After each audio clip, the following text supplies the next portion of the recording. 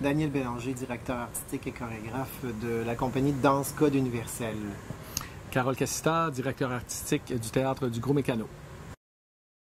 Alors, notre résidence au Musée de la Civilisation dans le cadre de Corps Rebelle consiste à un projet de création qu'on est en train de mettre en place, Code Universel et le Théâtre du Gros Mécano, pour une création éventuelle, une production qui aura lieu en 2016.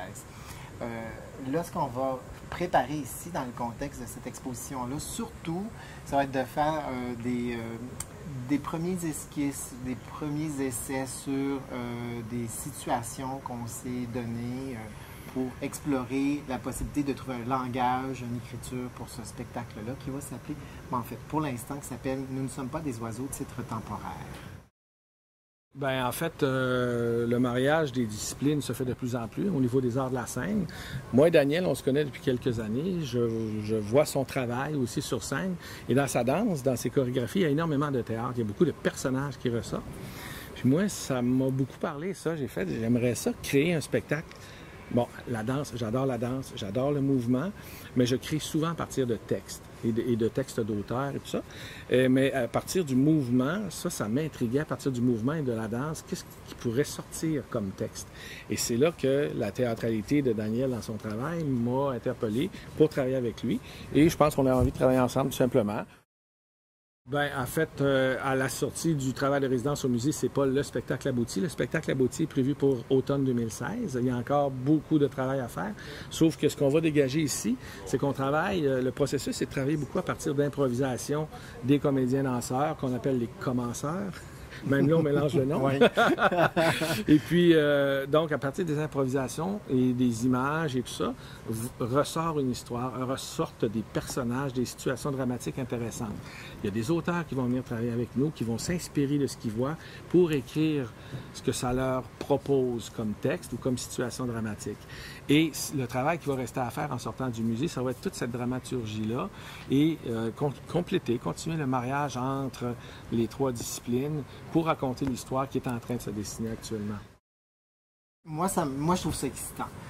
Pourquoi? Parce que là, c'est sûr que dans ce contexte-là, ça va être différent, l'approche avec le public, mais ce que j'aime bien, c'est la participation, le premier regard sur ce qu'on est en train de faire, d'arriver à expliquer ce qu'on est en train de mettre en place, de mettre des mots là-dessus, ça clarifie nos idées à nous autres.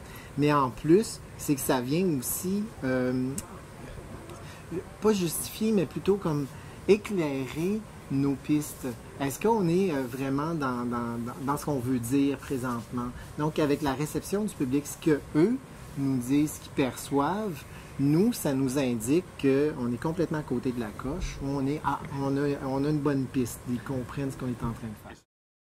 Oui, exactement. Donc, à partir du travail qu'on a fait avant ici, on établit vraiment un travail pour toute la semaine où chaque journée a un contenu particulier. Il y a déjà des phrases, on appelle les phrases de mouvement, des phrases d'images, de vidéos, même des séquences de scènes jouées en tant qu'acteur aussi. Des situations dramatiques claires, oui, sur lesquelles on veut revenir à des moments précis, dépendant si l'auteur est là cette journée-là ou dépendant si on a la vidéo interactive avec nous cette journée-là également. Comme aujourd'hui, on est uniquement avec le son et les commenceurs.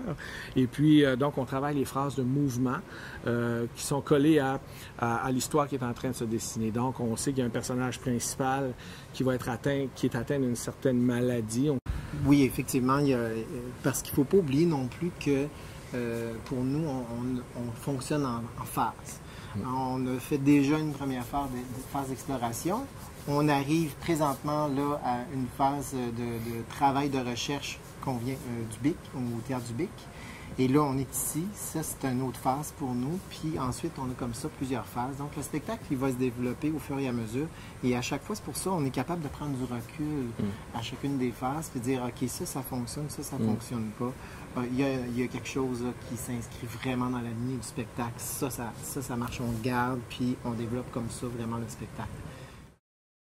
Parfois, la danse contemporaine peut être difficile à lire Je pense que c'est une expérience, c'est vraiment avec l'expérience que les gens apprennent à comprendre la danse contemporaine, mais moi je me situe vraiment pas dans la lignée des chorégraphes très, je pourrais dire, pointus, mais beaucoup plus pour aller rejoindre un public beaucoup plus large. Et pour moi, ça c'est vraiment important parce que je veux faire des spectacles pour un public et non pas pour moi ou pour des danseurs ou d'autres chorégraphes.